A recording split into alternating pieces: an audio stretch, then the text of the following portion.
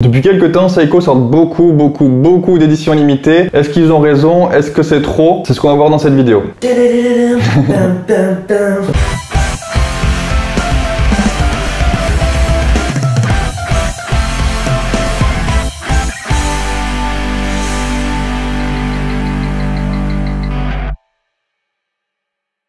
Il y a des avantages à sortir des éditions limitées. La première, c'est qu'évidemment, ça donne une certaine fierté aux quelques chanceux et ça garantit une certaine conservation de la valeur de la montre. L'inconvénient, c'est que ceux qui ont été laissés de côté en raison de contraintes de temps ou d'argent se sentent un peu lésés. Et je pense que la stratégie de Seiko pour éviter cet inconvénient, c'est de faire en sorte que personne ne soit laissé de côté en sortant une quantité énorme de montres en édition limitée de façon à satisfaire tout le monde. Comme ça, voilà, tout le monde a son édition limitée, tout le monde est content. Mais j'ai aussi l'impression qu'ils n'arrivent pas à justifier certains prix et du coup, ils rajoutent édition limitée et puis voilà, ça se voit un peu mieux avec cette mention. Mais faites toujours gaffe au nombre d'exemplaires produits parce qu'en édition limitée, ça ne veut rien dire. Ça peut très bien être 1 million d'exemplaires. Quoi qu'à mon avis, il doit y avoir une loi par rapport à ça, j'imagine. Mais bon, vous avez compris. Quelque part, la SKX007, elle était limitée puisque c'est...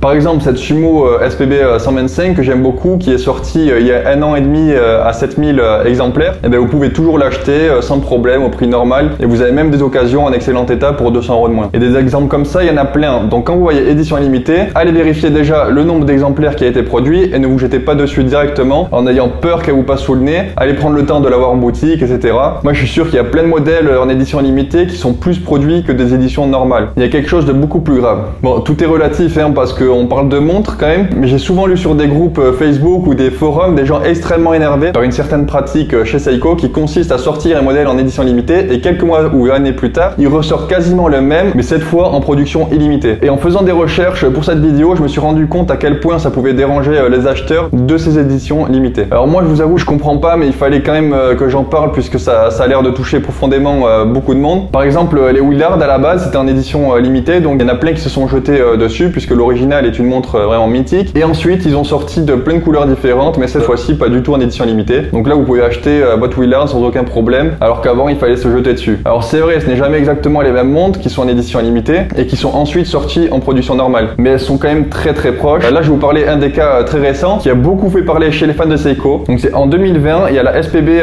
199J1 qui est lancée à seulement 2020 exemplaires. Elle est très appréciée et se vend très bien. Quelques mois plus tard, c'est la SPB 197 qui sort, mais pas du tout en édition limitée. Ce qui change dessus, le bracelet et c'est tout en fait. Alors il y en a qui disent que le cadran n'est pas exactement de la même tête, etc. Mais c'est faux. Ce sont exactement les mêmes références de cadran. J'ai vérifié avec une personne qui travaille avec Seiko et tout est identique sur ces deux montres sauf les bracelets, le packaging, la gravure sur le fond de boîtier où il y a écrit édition limitée sur l'édition limitée du coup, et le prix aussi puisque celle en édition limitée valait 120 € de plus à la sortie. Donc moi je suis pas vraiment contre cette pratique, cela ajoute simplement du choix, personne ne force personne à les acheter et ça donne à chacun plus d'options. Vous n'aimez pas le cadran noir de cette montre là, voici une édition limitée avec un cadran bleu, peut-être que celui-ci est plus à votre goût. Plus d'options égale plus de choix égale plus de chances de trouver une option que vous aimez. Après on peut se poser la question sur le long terme si ça va nuire ou pas à l'image de Seiko. Moi je ne pense pas. Nike et d'autres marques de sneakers font exactement la même stratégie et ça fonctionne très bien puisque malgré le fait que Nike sorte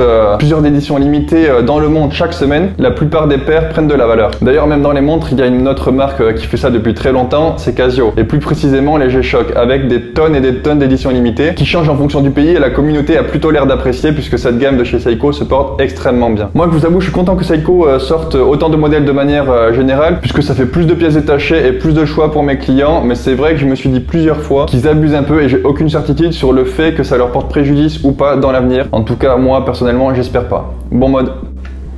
Bon, ça n'a pas de sens que je dise bon mode à la fin des vidéos comme ça.